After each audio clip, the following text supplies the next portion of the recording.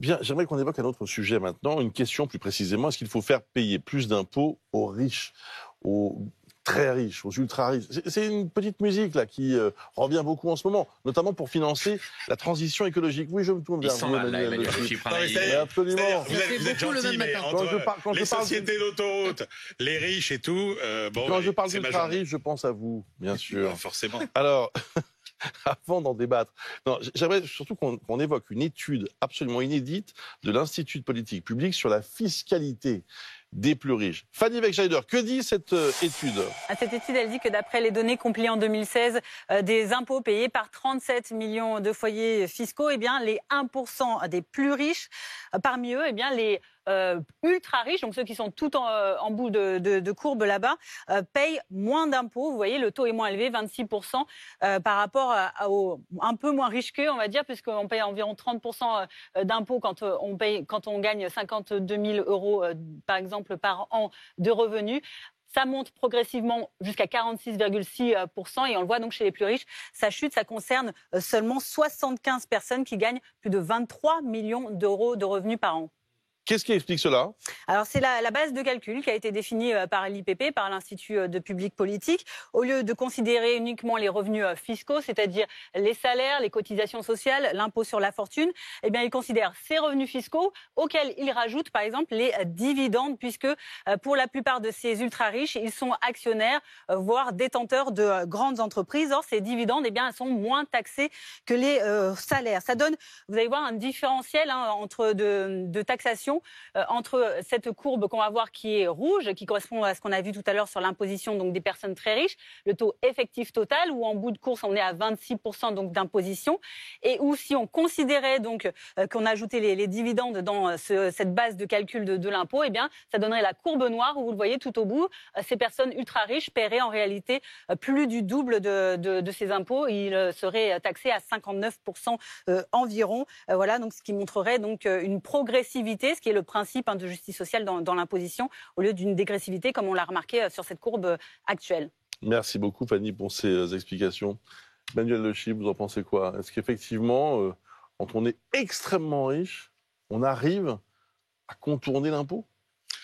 C'est pas du contournement de l'impôt, c'est vraiment l'idée qu'en France, vous avez des impôts sur les sociétés, notamment, qui sont moins élevés que les impôts sur le revenu. Or, les très très riches, effectivement, l'essentiel de leurs revenus, ça n'est pas du salaire, c'est effectivement tous les dividendes qu'ils touchent de leurs entreprises, dividendes qui sont taxés. Alors, il faut rappeler que l'étude, elle est intéressante, surtout par le fait qu'elle manipule des données assez inédites. Le problème, c'est que ces données, ce sont des données pour l'année 2016, donc ça paraît un peu daté. C'est un peu ça qui est dommage, mais c'est intéressant de croiser cette approche. Et donc, ce qu'elle montre, c'est qu'effectivement, comme l'essentiel des revenus, ce sont des revenus qui sont taxés à la fiscalité de l'impôt sur les sociétés. Donc à l'époque, en 2016, c'est 33%, et aujourd'hui, c'est 25%. Donc vous allez me dire, le problème est encore plus marqué sans doute aujourd'hui. C'est différent, effectivement, de la fiscalité sur les revenus. Et donc, effectivement, ça pose un problème de progressivité et donc un problème de justice sociale. La progressivité, c'est qu'en fait, les derniers euros que vous gagnez sont taxés davantage que les premiers euros que vous gagnez. Ce qui est normal. C'est-à-dire qu'en gros, plus vous gagnez, plus vous êtes taxé sur les revenus supplémentaires que vous gagnez. Et là, effectivement, il n'y a pas de progressivité pour ces ultra-riches, quelques centaines de contribuables. On est là. C'est une étude qui, politiquement, ne va pas bousculer les équilibres, on peut se le dire. C'est-à-dire que ceux qui considéreront qu'il ne faut pas toucher à la fiscalité des plus hauts revenus parce que ce serait handicaper l'investissement, c'est par exemple la position de Bercy et d'un Bruno Le Maire. Cette étude-là, quand on demande à Bercy comment est-ce qu'elle est interprétée, ils disent déjà le mode de calcul d'intégrer y compris les revenus non distribués, c'est-à-dire la part de dividendes qui éventuellement, ou pas de dividendes, qui peut être réinvestie dans l'entreprise, ils disent c'est une méthode un peu curieuse. Donc d'un côté, vous avez tous ceux qui voilà, on ne touche pas à la fiscalité, y compris des hauts revenus, parce que c'est touché à l'investissement et c'est handicaper la compétitivité de la France. Cette étude-là, ils l'ont vue et puis ils la mettent de côté. Et puis vous avez tous ceux qui, effectivement, plaident, et ils sont de plus en plus nombreux, pour une fiscalité adaptée, soit plus progressive. Ça, c'est la grande idée, notamment d'un Jean-Luc Mélenchon, d'avoir un impôt sur le revenu avec beaucoup plus de tranches, beaucoup plus étalé, mais aussi au sein de la majorité du MoDem, par exemple, qui commence à dire il va falloir regarder cette idée de fiscalité pour les plus riches, soit pour financer la transition écologique, soit pour l'an dernier compenser les effets de l'inflation.